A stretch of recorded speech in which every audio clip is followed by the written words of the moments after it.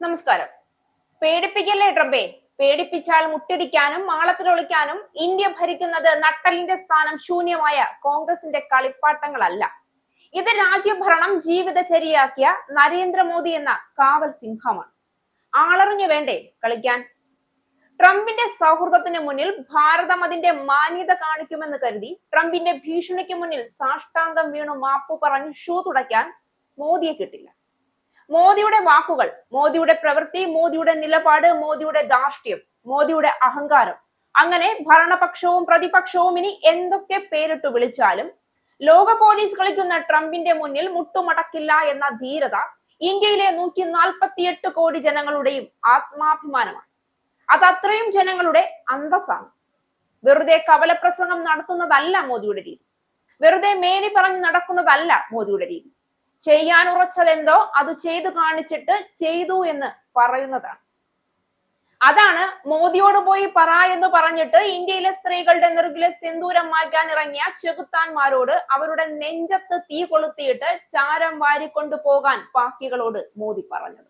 ഇന്ത്യക്ക് അമേരിക്കയും ട്രംപുമായി യാതൊരു ശത്രുതയും ഇല്ല എന്ന് മാത്രമല്ല, സൗഹൃദം കൊണ്ട് നേട്ടങ്ങളുമുണ്ട് എന്നു കരുതി അതിന് ഭീഷണിയുടെ സ്വരം ചേർത്ത് വിളമ്പിയാൽ തിന്ന് ഏമ്പക്കമിട്ട് പോകാൻ ഉളുപ്പില്ലാത്ത മറ്റു നേതാക്കന്മാരുടെ ഗണത്തിൽ കൂട്ടാൻ കഴിയുന്ന ഒരാളല്ല മോദി. അതുകൊണ്ട് തന്നെ ട്രംപിന്റെ കുറെ ദിവസമായി ആവർത്തിച്ചുള്ള ഉളുപ്പില്ലായ്മ വിളമ്പുന്നതിന് ഇന്ത്യയുടെ നല്ല ഉശിരൻ മറുപടി വന്നിട്ടുണ്ട്. അമേരിക്കയുമായുള്ള വ്യാപാര കരാറിൽ ഒപ്പുവെക്കാൻ ഇന്ത്യ സമ്മർദ്ദത്തിന് വഴങ്ങില്ല എന്ന് കേന്ദ്രമന്ത്രി പീയൂഷ് ഗോയൽ തന്നെ വ്യക്തമാക്കി രംഗത്ത് വന്നു കഴിഞ്ഞു. നിലവിൽ നടക്കുന്ന ചർച്ചകൾക്ക് ഇന്ത്യ തയ്യാറാണെന്നും എന്നാൽ സമയപരിധി വെച്ചുള്ള നീക്കങ്ങൾക്കില്ല എന്നും ഗോയൽ തുറന്നടിച്ചു.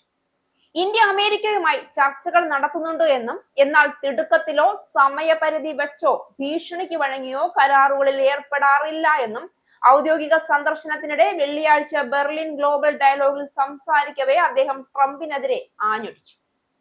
ഇന്നത്തെ കാലത്ത് വ്യാപാര ചർച്ചകൾ സമയപരിധികളെയും തീരുവകളെയും ആശ്രയിച്ചാണ് മുന്നോട്ട് പോകുന്നതെന്ന് മോഡറേറ്റർ സൂചിപ്പിച്ചപ്പോൾ ഇന്ത്യയുടെ സമീപനം താൽക്കാലിക സമ്മർദ്ദങ്ങളിലല്ല, ദീർഘകാല കാഴ്ചപ്പാടുകളിലാണ് അധിഷ്ഠിതമെന്ന് പറഞ്ഞുകൊണ്ട് ഗോയൽ അതിനെ പ്രതിരോധിച്ചു.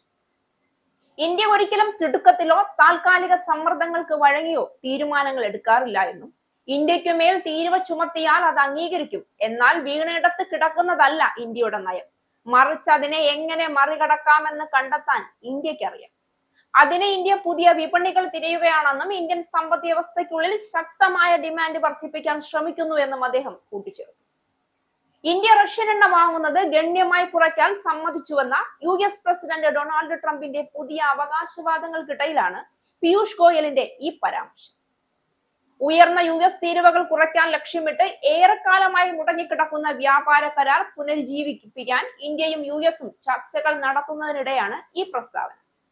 റഷ്യൻ എണ്ണയുടെ ഇറക്കുമതി ഇന്ത്യ തുടരുന്നതുമായി ബന്ധപ്പെടുത്തി ചുമത്തിയ 25% അധികം തീരുവ ഉൾപ്പെടെ ഇന്ത്യൻ ഉൽപ്പന്നങ്ങൾക്ക് നിലവിൽ 50%മാണ് US ചുമത്തിയ തീരുവ. അതേസമയം വിലക്കിഴിവിൽ ലഭിക്കുന്ന റഷ്യൻ ക്രൂഡ് ഓയിൽ വാങ്ങുന്നത് കുറയ്ക്കണമെന്ന് USഉം യൂറോപ്യൻ യൂണിയനും UKയും ഇന്ത്യയോട് ആവശ്യപ്പെടുന്നു. ഈ വ്യാപാരം യുക്രൈനിലെ റഷ്യൻ യുദ്ധത്തിന് സാമ്പത്തിക സഹായം നൽകുന്നുവെന്നാണ് അവരുടെ വാദം. ട്രംപ് പോലുള്ള സ്വാർത്ഥ രാഷ്ട്ര നേതാക്കളുടെ മുന്നിൽ മോദി ഇന്ത്യയുടെ ശബ്ദം ഉറച്ചും അഹങ്കാരത്തോടെയും ഉച്ചരിച്ചതാണ് സത്യമായ ദേശഭക്തിയുടെ തെളിവ്. അതുകൊണ്ടാണ് ഇന്നത്തെ ഇന്ത്യ അന്താരാഷ്ട്ര രാഷ്ട്രീയ രംഗത്ത് അടങ്ങാത്ത ശക്തിയായി മാറിയത്. മോദിയുടെ നയങ്ങൾ ട്രംപിന്റെ അഹങ്കാരത്തെയും അനീതിയെയും ചിതറിച്ച മഹത്തായ രാഷ്ട്രീയ വിജയമായി തന്നെ ചരിത്രം കുറിച്ചുവെക്കും. ഇസ്രായേലിന്റെ 5 സൈനിക താവളങ്ങളിൽ കനത്ത നാശനഷ്ടം. മോദി വെളിപ്പെടുത്തുന്ന ഇന്ത്യയുടെ വികസനത്തിന്റെ മയക്കുമരുന്ന് വിൽപ്പനയ്ക്കെതിരെ ശക്തമായ നടപടിയെടുത്ത് ഷാർജ പോലീസ്. അമേരിക്കയിലെ സാധാരണ മനുഷ്യരോട് കൂടിയാണ് കോൺഗ്രസിനുള്ളിൽ പങ്കുവയ്ക്കാൻ ഓപ്പറേഷൻ സിന്ദൂറിൽ ഉപയോഗിച്ച